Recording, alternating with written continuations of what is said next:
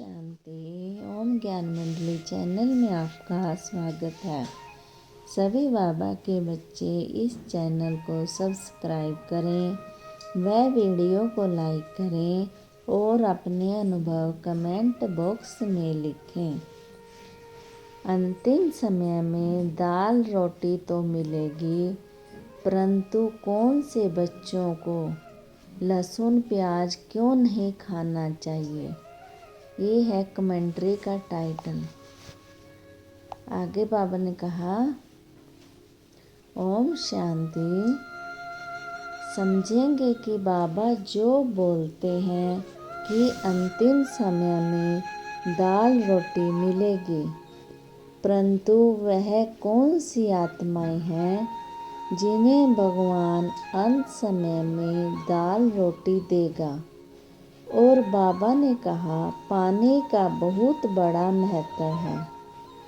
तो किसी ने पूछा सूरज भाई से कि ब्रह्मा भोजन में जल का महत्व क्या है।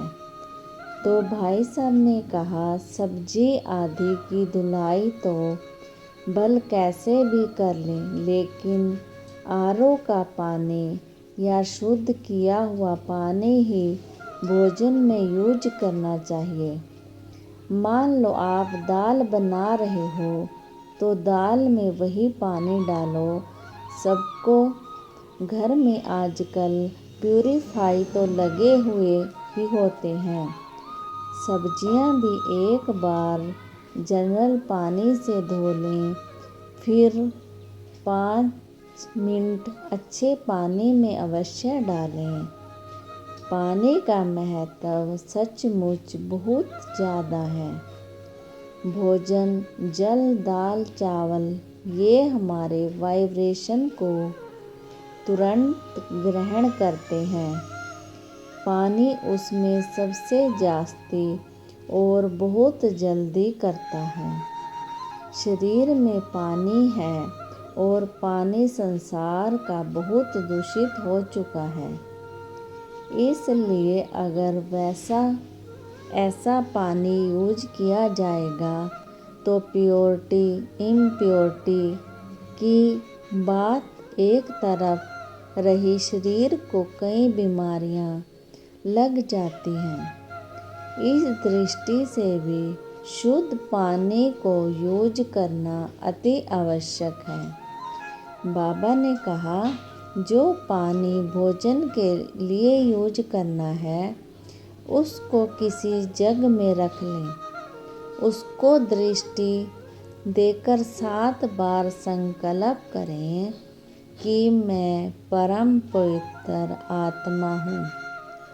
फिर वो पानी यूज करते रहें। जैसे आटा बनाना है या दाल बनाना है, सब्जी में डालना है, चावल में डाला है, उस पानी में और ये अच्छा वाइब्रेशन दें। फिर पूछा, कई गृहस्थ में रहने वाली अकेली ज्ञान में चलने वाली माताओं के लिए भोजन की धारणा चुनौतीपूर्वक होती है, तो वे क्या करें। और कहा, कुछ ऐसी बहन और माता हैं जिनका समझाने का तरीका बहुत सुंदर है। हम अपनी बात किस तरह करते हैं उसके ऊपर करता है। उन्होंने अपनी बहुओं को, अपने परिवार वालों को अच्छा समझा दिया है। तो उन्होंने कहा, माता जी आप भले ही अपने लिए बनाओ, हम आपको मदद भी कर देंगे, और भले ही कभी कभी हमारे लिए भी बना दिया करो। उनके मन में ब्रह्मा भोजन के लिए वैल्यू भर गई। कोई तो ऐसा करते हैं कि हम किसी के हाथ का भी नहीं खाएंगे। तुम तो अपवित्र हो, हमारे भोजन को छूना भी नहीं। वहाँ परिवारों में समस्या होती है, हम क्यों पवित्र भोजन खाते हैं, क्यों अपने हाथ का खाते हैं। जितना अच्छा हम दूसरों को इस बारे में संतुष्ट करेंगे, सबको अपने पक्ष में लेंगे, तो अच्छी बात सभी को अच्छी ज़रूर लगती है। फिर पूछा, कई बार भी तर्क करते हैं कि बचपन में तो प्याज लहसुन हेल्दी है यह कहकर खिलाते थे, अभी आप बोलते हैं कि ये हेल्दी नहीं है, खाओ, ऐसा क्यों? तो पर भाई जी ने बताया, अभी तो विज्ञान भी रिसर्च कर रहा है कि लहसुन प्याज को खाने से अनेक बीमारियां पैदा हो रही हैं। नहीं तो डॉक्टर कहते यह अनेक बीमारियों की दवाई है। अब डॉक्टर कह रहे हैं कि इनमें बीमारियां पैदा हो रही हैं, ये वासनाओं को उत्तेजित करते हैं, इसलिए बाबा ने इनको मान लिया है। अगर माताओं बहनों को ठीक समझना आएगा तो भी बच्चों को संतुष्ट कर पाएंगी। फिर कहा, भाई जी माताएं बहनें घर में इस किस प्रकार बता सकती हैं? तो कहा कि वे माताएं बताएं कि आप बड़े हो गए हो, इन चीज़ों से आपकी बुद्धि पर नकारात्मक प्रभाव आएगा। आपकी बुद्धि को हम दिव्य और श्रेष्ठ बनाना है, केवल तेज बुद्धि नहीं। इसके लिए त्याग जरूरी है। यदि वे कहते हैं कि फलाने फलाने लहसुन प्याज खाते हैं, वे बड़ी तेज बुद्धि रखते हैं, तो आपको बताना है कि बुद्धि को दिव्य बनाना है, ताकि मन में सुंदर विचार उठें और जीवन बहुत सुंदर चले। जब आत्मिक दृष्टि से बहुत शुभ भावनाओं से बहुत अच्छे सम्मान से समझाएंगे तो लोग समझ जाएंगे।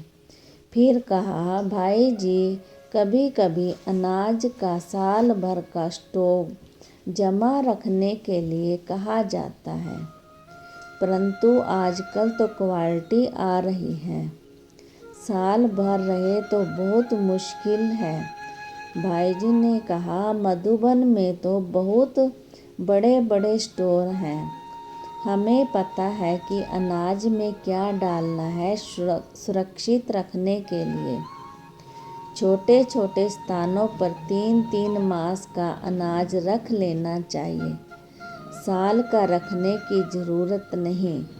मुख्य बात यह है कि अगर हमारी स्थिति अच्छी होगी तो समय समय पर हमें सब कुछ मिलता रहेगा। यदि हमारी स्थिति अच्छी नहीं होगी तो स्टॉक किया हुआ होगा, वह भी चोर लूट कर ले जाएंगे। वह स्टॉक हमारे लिए नहीं दूसरों के काम आएगा। फिर कहा, भाई साहब बाबा बोलते हैं कि अंतिम समय में आपको दाल रोटी मिलेगी, वे कौन सी आत्माओं को मिलेगी? तो कहा, जो योग्य होंगे, जिन्होंने बाबा के कार्य में सहयोग दिया होगा, जिन्होंने ब्रह्मा भोजन की वैल्यू दी होगी। जैसे छोटा सा उदाहरण है, कई लोग ऐसा करते हैं कि बहुत सारा भोजन ले लिया फिर फेंक दिया, इसका अर्थ है उनको ब्रह्मा भोजन की वैल्यू नहीं है। ऐसे लोगों को अंत में कष्ट होगा, क्योंकि उन्होंने ब्रह्मा भोजन का जो तिरस्कार किया, उन्हें भोजन की समस्या होगी। लेकिन जो भोजन के महत्व को जानते हैं, अन्न को सम्मान देते हैं, यह प्रकृति भी विशेष पालना है। हमारे लिए वे अच्छी स्थिति में रहेंगे। उन्हें अंत तक सब कुछ मिलता रहेगा, भोजन भी मिलेगा और दवाइयाँ भी मिलेंगी। भाई जी से अंतिम प्रश्न पूछा। भाई जी, हमने बहुत भाई बहनों से सुना है कि लोग खिला पिलाकर ऐसा कर देते हैं कि ईवल सोल का असर हो जाता है। क्या यह सत्य है? तो भाई जी ने कहा, तांत्रिक असर कहते हैं उसके लिए जब आप भोजन खा रहे हैं, पानी पी रहे हो, तो दृष्टि देकर 7 बार संकल्प कर लें, मैं मास्टर शक्तिवान हो। और जब भोजन बनाएं, सम्मान से बनाएं। इससे कोई भी तांत्रिक इफ़ेक्ट होगा ही नहीं, और होगा भी तो ठीक हो जाएगा। इसके बहुत सारे अनुभव लोगों की तरफ से आए कि मैं मास्टर शक्तिमान का बहुत ज़्यादा अभ्यास होगा तो हमारे चारों ओर पावरफुल वायुमंडल बन जाएगा, जिससे इफेक्ट को रोक दिया जाएगा। ब्रह्मा भोजन की धारणा न रखने वालों के नुकसान के बारे में बताइए।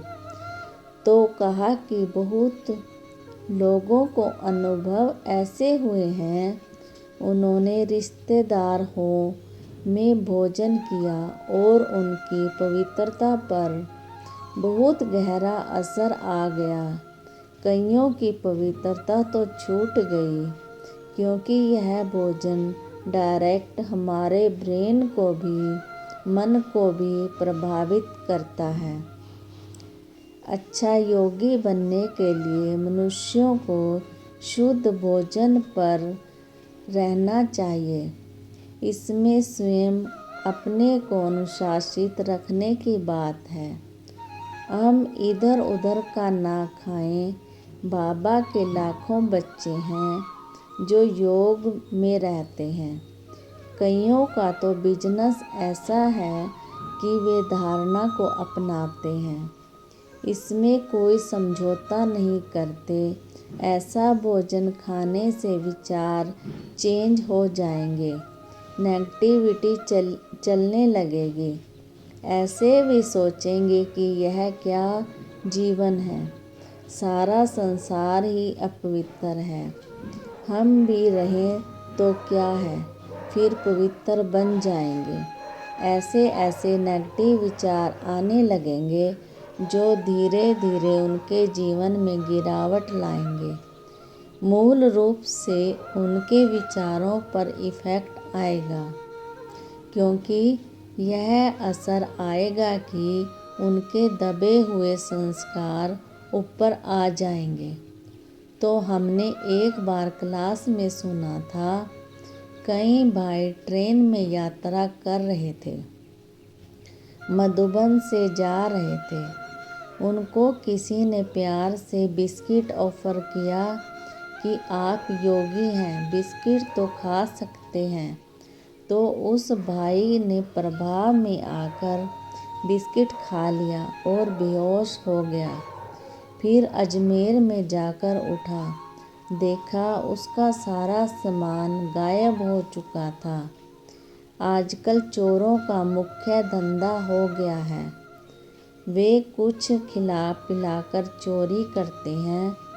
चोर यह जानता है कि बहुत प्यार से करनी चाहिए, इसलिए ट्रेन में शादी में खाने के मामले में मनुष्य को समझदारी से चलना है। इसमें किसी के प्यार को नहीं देखना चाहिए।